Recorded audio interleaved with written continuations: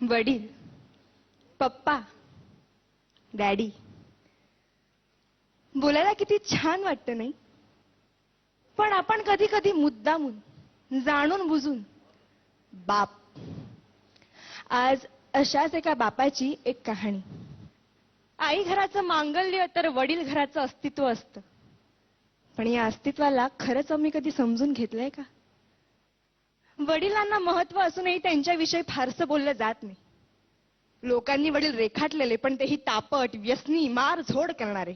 नाही, समाजात 1-2% असे वडील असतीलही, पण चांगल्या वडिलांबद्दल काय? आईकडे अश्रूंचे पाट असतात, ती रडून मोकळी होते, पण सांत्वन वडिलांनाच करावं लागतं. आणि रडणाऱ्यापेक्षा सांत्वन करणाऱ्यावर जास्त ताण पडतो, कारण ज्योतीपेक्षा समयीच जास्त तापते ना. पण श्रेय नेहमी ज्योतीलाच मिळत राहतं. रोजच्या जेवणाची सोय करणारी आई आमच्या लक्षात राहते, पण आयुष्याच्या शिदोरीची सोय करणारा बाप आम्ही किती सहज विसरून जातो. आई सर्वांसमोर मोकळेपणाने रडू शकते, पण रात्री उशीत तोंड खुपसून मुसमुसतात ते आपले वडीलच असतात. स्वतःचे वडील वारले तरीही त्यांना रडता येत नाही, कारण छोट्या भावंडांना जपायचं असतं. पत्नीने अर्धवसात सोडली तरी पोरांच्या अश्रूंना आवर घालावा लागतो. जिजाऊने शिवबांना घडवलं असं अवश्य म्हणावं, पण त्याच वेळी शहाजी राजांची ओढाताण लक्षात घ्यावी. देवकी, यशोदेचं कौतुक अवश्य करावं, पण भरपुरात पोराला डोक्यावरून घेऊन जाणारा वसुदेव लक्षात घ्यावा. राम हा कौशल्याचा पुत्र अवश्य, पण पुत्र वियोगाने तरफडून मरणारा पिता दशरथच होता. वडिलांच्या टाचा झिजलेला चपला, त्यांची फाटकी बनियन पाहिली की कळतं आमच्या नशिबाची भोकं त्यांच्या बनियनला पडलीत. त्यांचा दाढी वाढलेला चेहरा त्यांची काट कसर दाखवतो. मुलाला लुंगी घेतील, मुलीला गाऊन घेतील, पण स्वतः मात्र जुनीच पॅन वापरते. मुलगा सलूनमध्ये 30 रुपये खर्च करतो, मुलगी पार्लरमध्ये 25 रुपये खर्च करते, पण त्याच घरातला बाप दाढीचा साबण संपला म्हणून अंघोळीच्या साबणाने दाढी खरवडीत. तेही नाहीतर कधी कधी फक्त पाणी लावून दाढी करीत. ते आजारी पडले तरी लगेच दवाखान्यात जात नाही, ते आजाराला मुळीच घाबरत नाही.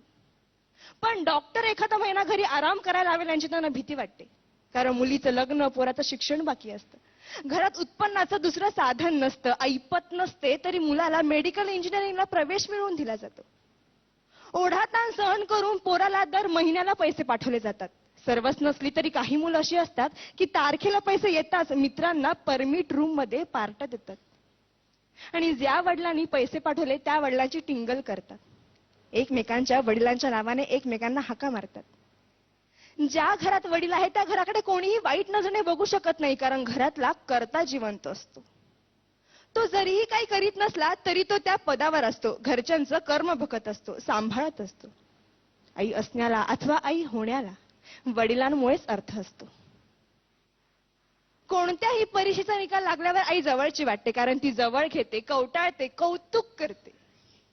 पण गुपचूप जाऊन पेढ्यांचा पुडा आणणारा बाप कोणाच्याच लक्षात राहत नाही.